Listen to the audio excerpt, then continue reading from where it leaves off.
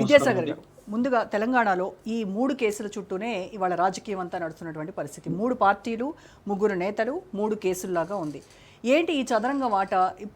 అన్ని కేసుల గురించి మాట్లాడదాం. ఫస్ట్ 1 by 1 వద్దాం. ఫస్ట్ బండి భగీరథ్ కేసు తీసుకుందాం. బండి భగీరథ్ కేసులో ఇవాళ సీఎం రేవంత్ రెడ్డి మాట్లాడుతూ పోలీసులే అరెస్ట్ చేశారు, నాకు చెప్పిన మాట అయితే అది. మరి బండి సంజయ్ ఏమో నేనే సరెండర్ చేశాను అని ఆయన చెప్తున్నారు. ఏం జరుగుతుందంటారు బండి భగీరథ్ కేసులో? రాజు న్యూస్ వీక్షకులకు మరియు ప్యానల్లో ఉన్న అందరికీ, మీకు తెలుగు ప్రజలందరికీ శుభ సాయంత్రం. ఈరోజు తెలంగాణ రాష్ట్రంలో బీఆర్ఎస్ పార్టీ అనేది తెలంగాణ రాష్ట్ర అభివృద్ధిని కోరుకునే పార్టీ, ఏకైక పార్టీ బీఆర్ఎస్ పార్టీ. కానీ మాకు కక్షలు కార్యక్రమాలు ఎక్కడ ఎవరి నుంచి కూడా మాకు అవసరం లేదు. బండి సంజయ్, ముఖ్యమంత్రి రేవంత్ రెడ్డి, ఎవరైనా తెలంగాణ రాష్ట్రాన్ని అభివృద్ధి చేయాలని మేము కోరుకుంటున్నాం. కష్టపడి 14 సంవత్సరాలు కష్టపడి తెచ్చుకున్న తెలంగాణ రాష్ట్రం డెవలప్మెంట్ కావాలని కోరుకుంటున్నాం.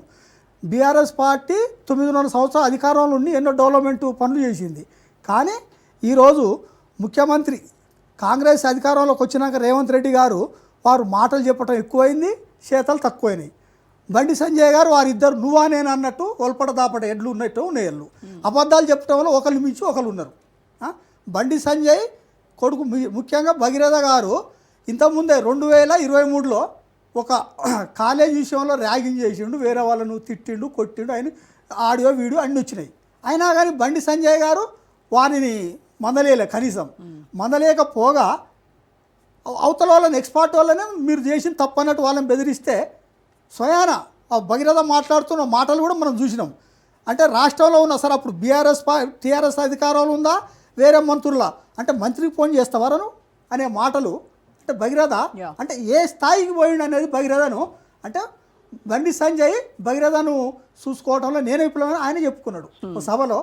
నేను మీ కొరకు చూస్తున్నాండి ప్రజలారా, మీ కొరకు నేను పని చేస్తున్నా, నా కొడుకును పట్టించుకోలే నేను అని స్వయాన ఆయనే చెప్పిండు. అంటే అదే 2023లో జరిగినప్పుడు ఏం జరిగిందని తెలుసుకొని ఉంటే ఈరోజు వచ్చేది కాదు. సార్ అమ్మాయి సార్ ఇద్దరు ఇష్టపడరా లేదా, ఏదేమైనా మైనర్ అయినాక సార్ నాన్న నేను బ్రేకప్ చేపించుకున్నా, ఇద్దరం కలిసి బ్రేకప్ అని ఆయనే చెప్పిండు. నా కొడుకు చెప్పిండు, నేను అడిగినా నా కొడుకు అడిగితే తప్పు చేయలేదు నాన్న, బ్రేకప్ అయింది అన్నాడు. బ్రేకప్ అయినాక మరి అమ్మాయి ఫోటోలు నువ్వు వేరే దోస్తుల గ్రూప్లలో పెట్టి అమ్మాయిని అరెస్ట్ చేసినప్పుడు అమ్మాయి ఎవరైనా అమ్మాయే కదా, ఎంత ఇబ్బంది పడి ఉంటుంది. సరే అయినా కానీ సంగప్ప గారు ఇన్వాల్వ్ అయ్యి బండి సంజయ్ దగ్గర తీసుకుపోయి మాట్లాడినప్పుడు తప్పు, వాళ్ళ కొడుకును మందలిచ్చి ఇది తప్పు అని వాళ్ళతో మాట్లాడుంటే ఈరోజు పరిస్థితి వచ్చేది కాదు కదా. ఏం చేసినా బెదిరించినాను.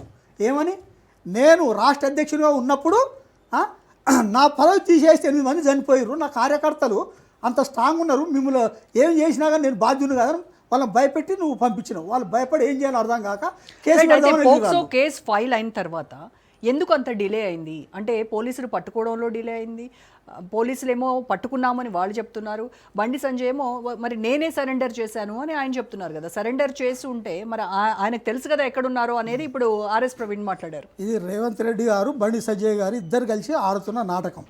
ఎందుకంటే ఆ రోజు ఒకవేళ బీఆర్ఎస్ పార్టీ మహిళా కార్యకర్తలు కానీ, ప్రవీణ్ కుమార్ కానీ, బీఆర్ఎస్ కార్యకర్తలు అన్ని ప్లేస్లలో ధర్నాలు చేస్తూ ముట్టడి చేసి ప్రోగ్రాం చేయటం వల్ల ఈ కేసు ఫైల్ చేసిరు తప్ప అంతకుముందు కేసు ఫైల్ చేయలేదు.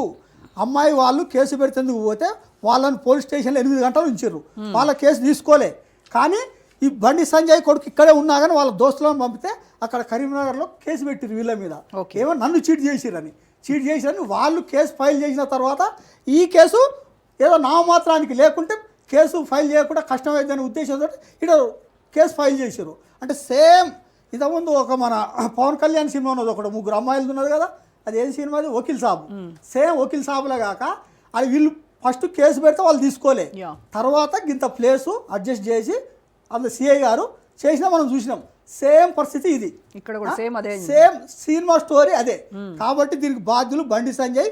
రేవంత్ రెడ్డి గారు కూడా ఒకవేళ బీఆర్ఎస్ కార్యకర్తలు ఈ ధర్నాలు రాష్ట్ర రోకోలు చేయకుంటే అరెస్ట్ అనే ప్రసక్తే లేదు ఆడ. ఇద్దరు కలిసిన నాటకంలో ఇది ఆర్ఎస్ ప్రవీణ్ గారు వారు మరి బండి భగీరథ విషయంలో ఇంత పట్టు మీద ఉండి ఖచ్చితంగా ఎవరైతే ఆరోపణలు ఎదుర్కొంటున్న బండి భగీరథని అరెస్ట్ చేయాలి, తక్షణమే విచారించాలి, నేరం రుజువు అయితే శిక్ష పడాలి అని ఇంతగా పోరాడుతున్నారు కదా బీఆర్ఎస్ వాళ్ళు. అవునండి. మరి రాజ్ పాకాల డ్రగ్స్ తో సహా పట్టుబడితే ఆయన విషయంలో ఎందుకు కేటీఆర్ ముందుకొచ్చి ఇతను తప్పు చేశాడు, ఇతన్ని అరెస్ట్ చేయండి అని చెప్పి అడగలేదు అని అంటున్నారు సీఎం రేవంత్. రాజు పాకాల విషయంలో దీపావళి సందర్భంగా వాళ్ళు ఫ్యామిలీ గెట్ టుగెదర్ జరిగింది. వాళ్ళు కావాల్సి ఉద్దేశపూర్వకంగా వాళ్ళు దాడి చేసారు. దాడి చేస్తే ఆడ ఏం దొరకలేదు. ఒకవేళ దొరికింటే రేవంత్ రెడ్డి ఊకుంటాడా, బండి సంజయ్ ఊకుంటాడా? వీళ్ళు ఏదో చేద్దాం అనుకోరు, కానీ ఆడ ఏం జరగలేదు. జరిగి ఉంటే ఈరోజు జరిగిన పరిస్థితి ఆ రోజు జరిగేది.